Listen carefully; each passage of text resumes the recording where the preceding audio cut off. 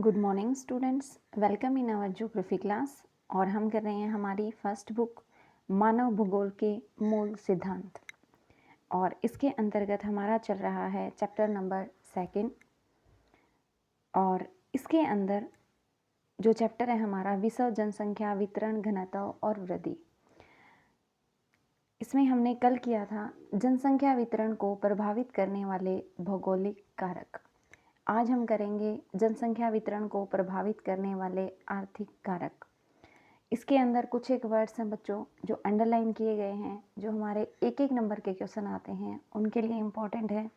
ध्यान से पढ़ेंगे। फिर भी अगर आपको कोई प्रॉब्लम आती है तो आप अपने कंसर्न टीचर को अपनी प्रॉब्लम भेज सकते हैं। ओके, चलिए पढ़ते हैं। सेकंड नंबर पर है आर्थिक कारक और इसके अंदर आगे सब पॉइंट हैं। पहला है खनिज। खनिज निक्षेपों से युक्त क्षेत्र उद्योगों को आकृष्ट करते हैं। निक्षेप होते हैं जमाव, जहाँ पर खनिज पाए जाते हैं। खनन और औद्योगिक गतिविधियाँ रोजगार उत्पन्न करते हैं, अतः कुशल एवं अर्धकुशल कर्मी इन क्षेत्रों में पहुँचते हैं और जनसंख्या को सघन बना देते हैं। सघन मीन्स गहरा, बहुत ज़्यादा मात्रा में जहाँ पर लोग रहते हैं। अफ्रीका की कटंगा जाम्बिया तांबा पेटी इसका एक अच्छा उदाहरण है। छोटा क्वेश्चन बनता है कि तांबा की जाम्बिया पेटी कहाँ पर स्थित है, तो कहाँ है? अफ्रीका के अंदर। एक क्वेश्चन बनता है हमारा यहाँ। उसके बाद है नगरीकरण। नगर रोजगार के बेहतर अवसर, शैक्षणिक व चिकित्सा संबंधी सुविधाएं तथा परिवहन व संचार के बेहतर साधन प्रस्तुत करते हैं।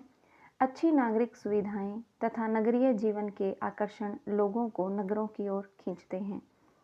इससे ग्रामीण क्षेत्रों से नगरीय क्षेत्रों में प्रवास होता है और नगर आकार में बढ़ जाते हैं। विश्व के विराट नगर प्रति वर्ष बड़ी संख्या में प्रवासियों को निरंतर आकर्षित करते हैं। नेक्स्ट है, बीच में जो क्वेश्चन दे रखा है, फिर भी नगरीय जीवन अत्यंत कष्टदायक हो सकता है। नगरीय जीवन के कुछ कष्टदायक पक्षों को सोचिए। ये हमारा क्वेश्चन है। आगे हम बस्तियों के बारे में स्टडी करेंगे, नगरीय बस्तियां और ग्रामीण बस्तियां। उसमें हमारा क्वेश्चन बनता है नगरीय बस्तियों की प्रमुख समस्याएं।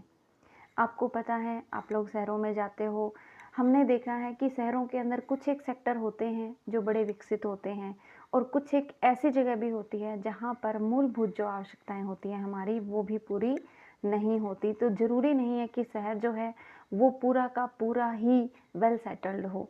हम अगर वर्ल्ड के तौर पर एग्जांपल ले तो हम हमारी जो मुंबई जो शहर है उसका एग्जांपल ले सकते हैं। एक तरफ मुंबई में बहुत बड़ी बड़ी बिल्डिंग्स है और दूसरी तरफ धारावी की बस्ती है जो एशिया की सबसे बड़ी मलिन बस्ती है।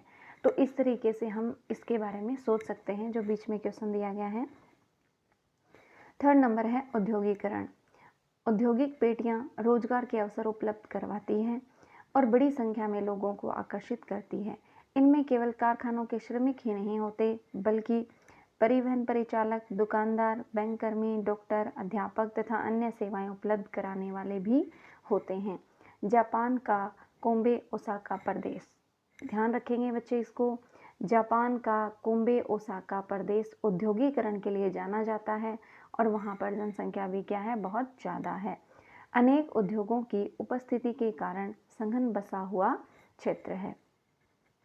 ये थे हमारे आर्थिक कारण। 3 थे। नंबर 1 खनिज, नंबर 2 नगरीकरण और नंबर 3 औद्योगिकरण।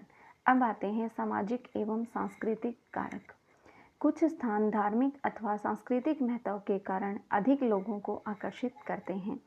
ठीक इसी प्रकार लोग उन क्षेत्रों को छोड़कर चले जाते हैं जहां सामाजिक और राजनीतिक अशांति होती है। कई बार सरकारें लोगों को विरल जनसंख्या वाले क्षेत्रों में बसने तथा भीड़ भाड़ वाले स्थानों से चले जाने के लिए प्रोत्साहन देती है। क्या आप अपने प्रदेश से कुछ ऐसे उदाहरणों को सोच सकते हैं? बिल्कुल सोच सकते हैं। अगर हम हमारे इंडिया का एग्जाम्पल लेते हैं तो जम्मू कश्मीर एक बहुत अच्छा एग्जाम्पल है।